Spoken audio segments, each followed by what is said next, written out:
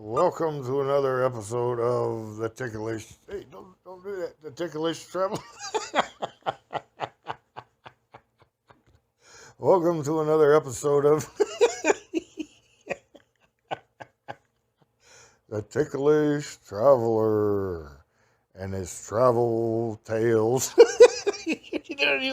do that.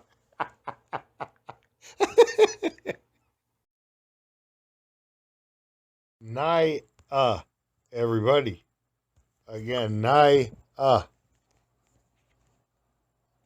Well, there's snow on the ground, in the air, and in my lungs here in Windoming.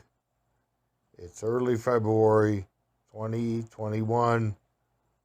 I'm looking out the hotel window, and boy, it's just blizzarding. So, of course, I've been thinking about Hawaii. I was there many years ago. And you meet people from all over the world when you go to the Hawaiian Islands. And boy, it's fun. You can swim at midnight, eat papaya, you walk. The whole place is like a big open gymnasia. And they play chess out there. And people from, again, all over the world. And I'm going to tell you about this old blind guy. So I get on the bus. He had the worst haircut I've ever seen in my life. He had this old beat up, chewed up cane. It looked like just something he found on the road. And he was sneezing. And he got off the train, not the train, he got off the bus there in Hawaii, in Waikiki. I helped this old timer get off the bus. Thank you very much. Hey, Jasimijevic. Oh, hey, Slavko, hey. Oh, Polako. We greeted each other and told our names. Of course, this funny haircut guy with his beat up cane, blind on the bus. Of course, he was a Serb. He took his glasses off and he started walking down the trail.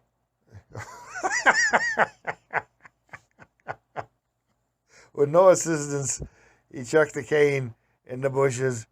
This guy wasn't blind for nothing, you know. He just started telling me all these stories. How when he gets on with sunglasses and a cane, he gets on for free, and people sit him down. And this guy was the swindler of the century. He was worse than my friend Vassal. He's telling me all these stories.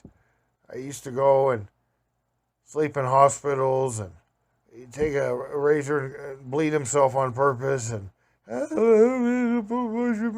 help me. And people give him money and take him in, and he was really something, this guy. I never saw nothing like this guy. Oh boy.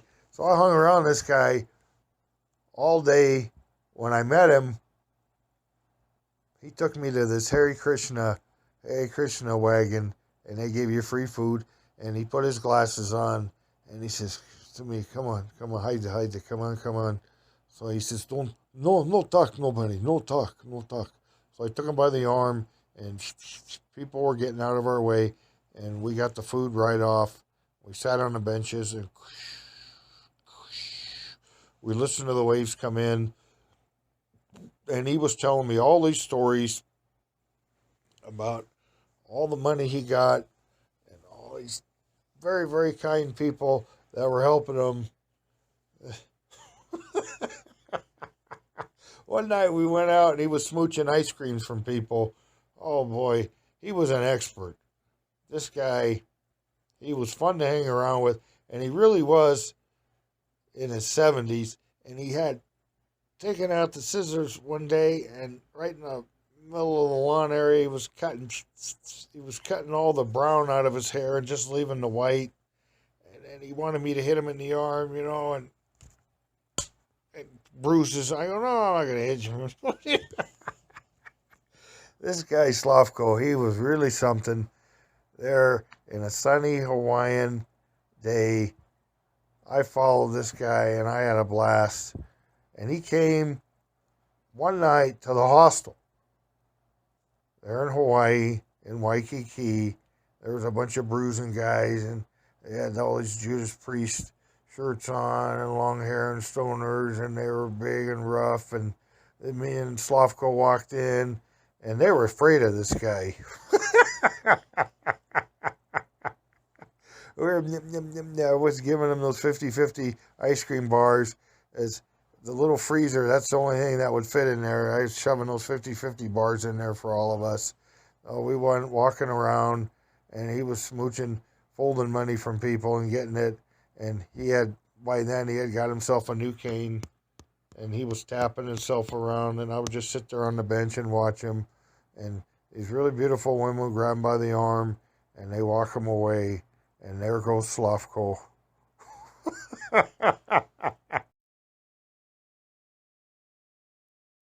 Hal Roach, everybody. Again, Hal Roach. Look him up. Well, I'm going to go back to Serbia because this is where the story took place. I was walking around with my friend, and he's a great big fella. He's around 7 foot and 12 inches and all that. So we took a long stroll in the town from the outskirts of town, and it took us a real long time, and we were a little bit hungry, so we sat down in this bar, and I think we both had, between us, 50 cents.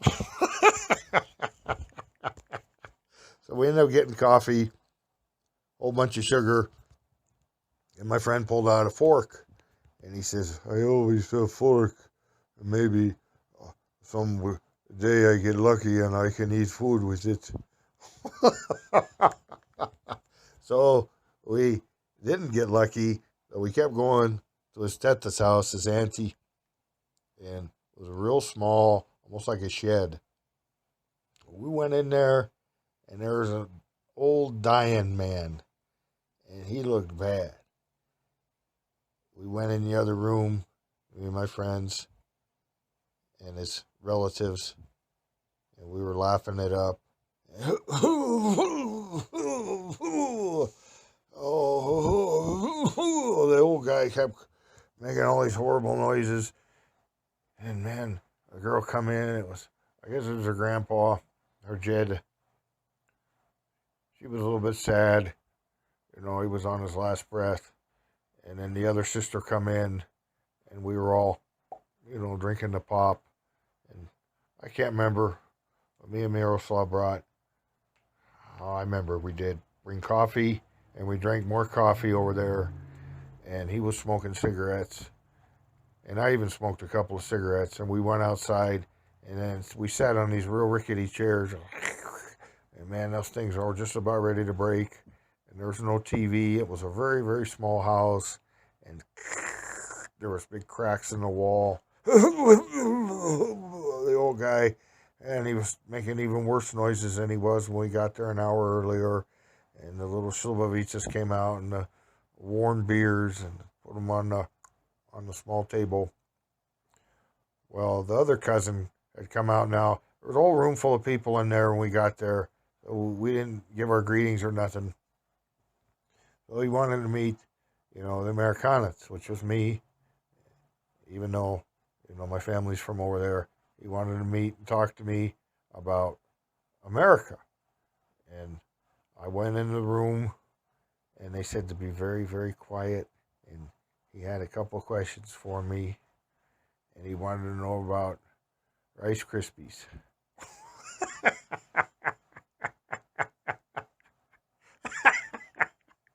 So I told him, about all the different cereal. He was very interested, in Captain's Crunch and all them. So I walked out, went in the backyard, Miroslav, and we were back there. We had drinking a couple cigarettes and smoking some beers.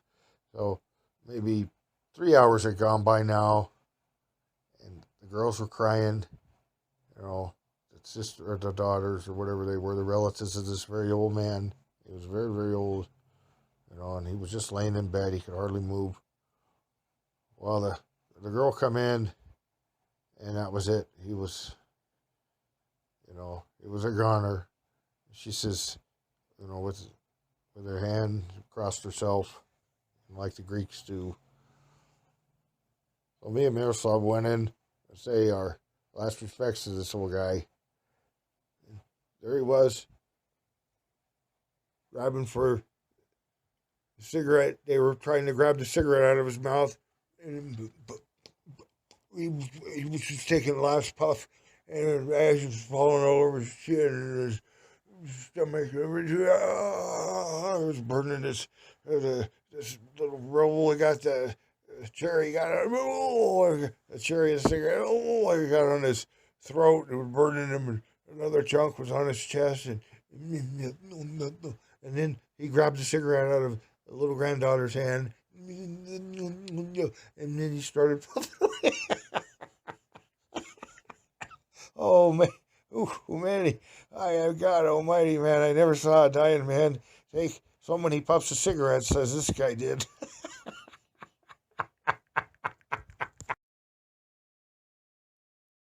Hello again, everybody. Sacramento, California. Making this recording in 2021. And as of now, Sacramento is 36th in population of 513,000 people. More than Atlanta or even Kansas City. Who cares? Never mind about all this.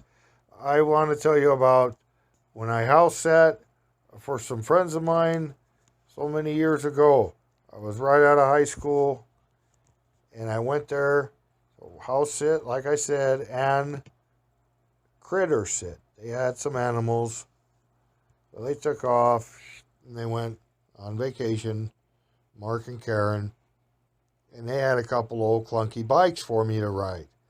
I said, great, somewhere new to ride. I'd never been to Sacramento before. So it was hot, like it is in Fresno, and it was midsummer.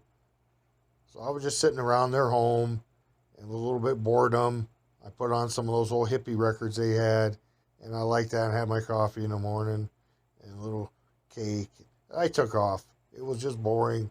So I kind of rattled around for an hour or so, and I found this little city over there. It's called Carmichael. And there was a little record shop, and the fella that owned it, he let you listen to the records, and he had headphones, and he had a little stool, and you looked out the window, and it was a good place for me to take a rest. Well, the next few days, I kept going back to that same record shop, and then that got boring. So I continued on, and I got my traditional flat tire. I coasted down this big steep hill, and there's a golf course off to the side and a bunch of weeds. And I just chucked this old clunky bike from yard sale bike. It was a junker. I just chucked it in the bushes, and I heard, what the hell is that? And I went through the tall weeds, and it was the rapids on the river in Sacramento. Far out. This is great. So I jumped in, and there was a little cove. It was real sandy, and I had a good time that day, as it was ever so hot. Well, I made my way back to their house. It took a good part of the day. Well, the next day, I took the other bike, and I was more prepared. I had myself a little picnic, and there was a bunch of little kids there on the rapids, and they had chucked this big thick rope around the tree, and they had this board. It was about the size of these new TVs now. So anyway, I got on it, and you're holding on the best you can. These rapids are wiggling you back and forth, and it takes you, you go down the, yeah, it was fun. You go down the rapids, you swim back, and these little kids were like the little rascals, they were fun. And I brought a slingshot, and they were shooting that slingshot, they were shooting at cans. Well, the rapids, you walk across best you can, and it's real slickery, these rocks, and there was a great big island. It was, I don't know, maybe 60 yards wide, long anyway, and, 40 yards wide. Well, I went over there one day, and I heard some rumbling. I was face to face with a deer, and that was neat. There's a couple other ones, and they took off, and I used to go there and nap on this island. One day, I rode my bike to this auction in Roseville. It took over an hour to ride the bike there. You went down these little side streets, and then you're out in the country, and there's more creeks out there. And I used to jump in the creeks out there, and it wasn't as fun. There was no rapids. It just kind of to cool me off. Well, I had to get a seat for my bicycle because it was a little bit wibbly and was driving me crazy. So I went walking around this auction, and there's this great big German guy there. He had the yellow hair, and he had the thick accent, and I bought a bicycle seat from him, and he put it on for me. And I rode the bike back into Sacramento from Roseville. And I used to go out there once in a while, and I had a good time. Well, I went back to that spot on the rapids again, and I was laying in the sand, the real soft sand, and those kids were there again. They were shooting my slingshot and hitting the cans. And this older guy was there, and he was collecting golf balls out of the river. And I started talking to him, and I said, man, I just got the seat on here, now the pedal broke, doggone it. And this guy says, my brother fixes bikes out at Roseville auction. I said, I don't know, fooling. Is he a big German guy? He goes, yeah, that's him. He goes, that's my brother. I go, I go, man, I need a pedal. He says, well, just come over. He goes, we live a lot closer than the Roseville auction, but don't call. My brother's never inside the house. He's always outside working on cars. Yes, he told me that. I remember. So I did. I went over there, and I brought a bag of mustachio nuts, and we sat there, and we ate these mustachio nuts, and he gave me a soda pop, and we sat on these real cheap chairs, these plastic ones, underneath the shade tree. And sure enough, he was outside when I pulled up working on some old family station wagon. It was full of grease. Hey, I need some pedals. Yeah, sit down. Yeah. Pistachios. Yeah, great, So I was looking across the street, and there was a bank. And this German guy told me, he goes, that bank was robbed twice in the same day? I go, man, that's kind of neat. I don't even know if Jesse James or the Youngers or any of them ever did that. They might have. I don't know. But I had fun over there in Sacramento just horsing around with these people I met. And I had a lot of fun at that spot on the rapids. The German guy, the guy's brother, I remember he said, what, Fresno, California, he goes, how in the hell did you find this is the best spot on the whole river? There's sand and blackberries and the rapids. I says, I found it. I got a flat tire. Well, when my buddy come back, I said, Mark, there's a great spot just 45 minutes from here. By way of bicycle, I got them. They're both fixed up real good. The German fixed, and by the way, Germans fix stuff good. So, I don't know if I want to go. I go, come on, it's just 45 minutes. Well, I don't know. He never went. My buddy never went with me. His wife never went. He never went. And Mark was probably around 30, and his wife was 60, but she was still good enough shape to ride a bicycle, but she didn't want to go, and he didn't want to go, addicted to TV. So I just kept going there and horsing around, and I had a real good time in Sacramento. I am Bear Claw Chris Lapp, blood kin to the grizzly that bit Jim Bridger's ass. You are molesting my hunt. Oh, who you are. You're the same dumb pilgrim I've been hearing for 20 days and smelling for 3.